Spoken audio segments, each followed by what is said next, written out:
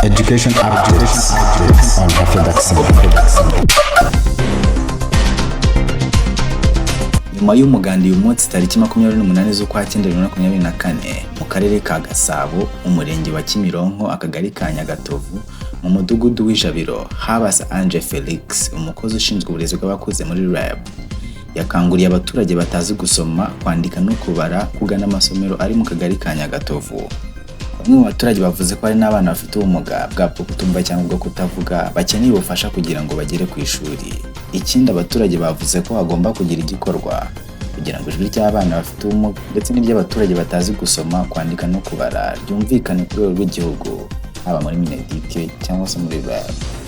Umukozi wa REB yababwiye ko akagari kabafasha gukora urutonde kugira ngo harebwe uko bafashwa ariko bazwi neza.